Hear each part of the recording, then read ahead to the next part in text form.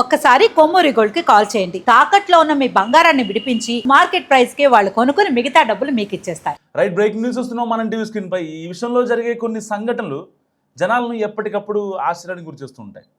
పాము పాలు తాగడం, విగ్రహం నీరు తాగడం, ఇలాంటి ఆశ్చర్యకర ఘటనలు ఇప్పటి వరకు మనం చాలానే చూసాం. అయితే తాజాగా ఆంధ్రప్రదేశ్లోని చిత్తూరు జిల్లాలో ఇలాంటి ఒక ఘటనే ప్రస్తుతం జనాలను మైమరిపిస్తోంది.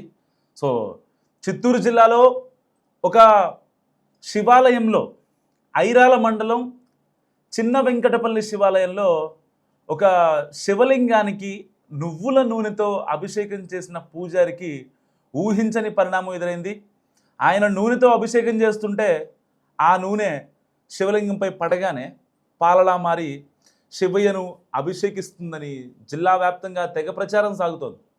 దాదాపుగా 800 ఏళ్ల క్రితం నాటి మృత్యుంజయ శివాలయంలో జరుగుతున్న ఈ అద్భుతం ఇప్పుడు సోషల్ మీడియాలో తెగ వైరల్గా మారింది. దీంతో అద్భుతం, మహాద్భుతం అంటూ జనం క్యూ కట్టడం స్టార్ట్ చేశారు. దీంతో ఐరాల మండలం చిన్న వెంకటాపల్లిలో మృత్యుంజయ శివాలయం భక్తులతో నిండిపోతోంది. భారీగా క్యూ కట్టారు జనాలు. సో గత మే నెలలో ఆలయ పునర్నిర్మాణం చేపట్టిన స్థానికులు కుంభాభిషేకం నిర్వహించారు. గత 10 రోజులుగా శివాలయంలో రుద్రపఠనం కూడా జరుగుతోంది. ఈ నేపథ్యంలోనే ఆలయ అర్చకుడు రాజేష్ స్వామి శివలింగానికి నువ్వుల నూనెతో అభిషేకం చేస్తుండగా పాలుగా మారుతున్న వైనం ఆశ్చర్యానికి గురిచేస్తుంది. సో అద్భుత ఘటనగా భావించి ఆ నోట ఈ నోట అందరికీ తెలిసిపోయింది. దీంతో చుట్టుపక్కల గ్రామస్తులతో పాటు స్థానికులు చూసేందుకు తరలి వస్తున్నారు. సో నూనె శివలింగంపై పోయగానే తెల్లగా పాలవలే ఎలా మారుతుందో తెలియక ఆశ్చర్యానికి గురవుతున్న భక్తులంతా శివలీలంటూ భక్తి శ్రద్ధలతో మొక్కులు చెల్లించుకుంటున్నారు. అద్భుతమంటూ ఆశ్చర్యానికి గురవుతూనే ఆధ్యాత్మిక చింతనతో మైమరిచిపోతున్నారు. అయితే సోషల్ మీడియాలో ఈ వీడియో చూసిన చాలామంది తమదైన శైలిలో కామెంట్స్ చేస్తున్నారు. కొందరు మాత్రం ఇది ఏదైనా కెమికల్ రియాక్షన్ వల్ల జరిగి ఉంటుందంటూ కొంతమంది కామెంట్ చేస్తుంటే, ఇది కేవలం శివయ్య మహత్యం అని చెప్పి కొంతమంది మాట్లాడుతున్నారు. సో ఏది ఏమైనప్పటికీ ఈ ఘటన ఇప్పుడు నెట్టింట తెగ వైరల్గా మారింది. సో చాలామంది ఈ ఘటనని కొట్టిపారేస్తున్నారు. లేదు, అక్కడ శివయ్య మహిమేం లేదు అని చెప్తున్నారు. మరి మీరేమనుకుంటున్నారు అనేది కూడా చాలా ఇంపార్టెంట్. అండ్ ఇక్కడ ఇంకోటి ఏంటంటే, అసలు ఆ కెమికల్ ఇప్పుడు ఆయిల్లో లేకపోతే నువ్వుల నూనె కానీ శివలింగానికి ఏదైతే హిందూ పూజలకు సంబంధించినటువంటి యూజ్ చేసే ఆయిల్స్లో నిజంగా కెమికల్స్ కలుస్తాయా? ఇదొక ప్రశ్న. ఎందుకంటే చాలామంది, అంటే దాదాపుగా ఆల్మోస్ట్ ఒక 20-30% కామెంట్స్లో దాంట్లో ఆ నూనెలో ఏదన్నా కెమికల్ కలిసిందని చెప్పి మాట్లాడుతున్నారు. నిజంగా కెమికల్ కలిస్తే ఒక స్టోన్ మీద లేకపోతే అంటే బయట అయినా సరే అదే కెమికల్ని శివలింగం మీద కాకుండా ఇంకెక్కడన్నా బయట వేస్తే మరి అది సేమ్, అది కూడా వైట్ కలర్లోకి మారాలి కదా. సో ఇలాంటి డిఫరెంట్ పర్సెప్షన్లో కూడా మాట్లాడుతున్నారు చాలామంది. సో ఏదేమైనప్పటికీ అక్కడ ఇప్పుడు ఆ ఆలయానికి దాదాపుగా 800 ఏళ్ల నుంచి ఆ ఆలయం ఉంది. అంత పెద్ద మహాచరిత్ర ఉంది ఆ ఆలయానికి. అలాంటి ఆలయం ఇప్పుడు ఒక్కసారిగా సోషల్ మీడియాలో వైరల్ అయ్యేసరికి, అండ్ అక్కడ అదొక మృత్యుంజయ ఆలయం. సో దానికి సంబంధించి చాలామంది అంటే అభిషేకాలు, లింగానికి సంబంధించిన అభిషేకాలు చేయించుకుంటూ ఉంటారు. సో ఒక్కసారిగా ఆ ఆలయం ఇప్పుడు చాలామందిది తెలిసిపోయింది.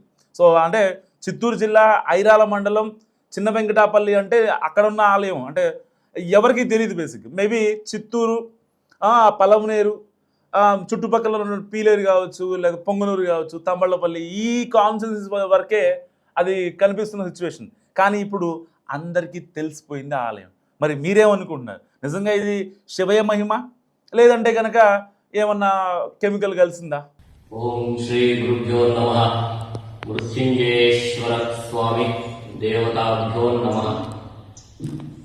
చిన్న వెంకటపల్లి గ్రామం, కాణివాకం టు ఐరాల మెయిన్ రోడ్. ఇక్కడ మృత్యుంజయేశ్వర స్వామి ఆలయం ప్రాణ ప్రతిష్టాపన జరిగింది.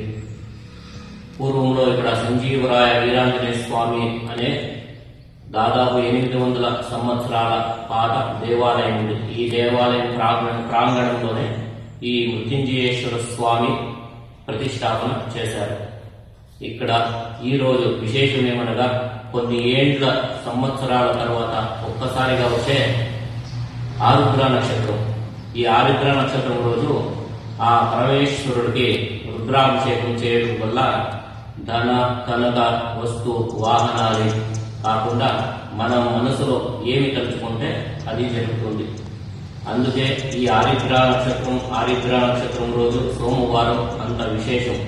మృత్యుంజయేశ్వర స్వామికి తెల్లవారుజామున 4 గంటల నుండి 11 గంటల వరకు రుద్రాభిషేకం జరిగింది.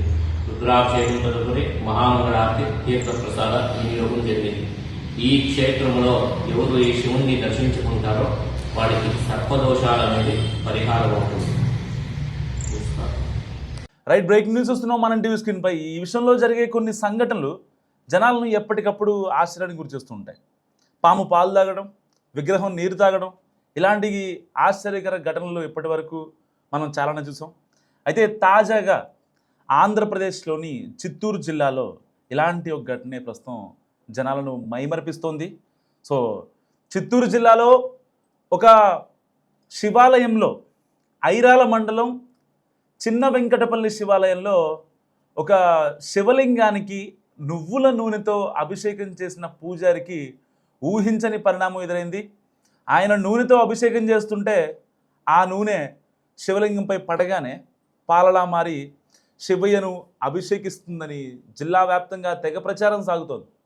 దాదాపుగా 800 ఏళ్ల క్రితం నాటి మృత్యుంజయ శివాలయంలో జరుగుతున్న ఈ అద్భుతం ఇప్పుడు సోషల్ మీడియాలో తెగ వైరల్గా మారింది.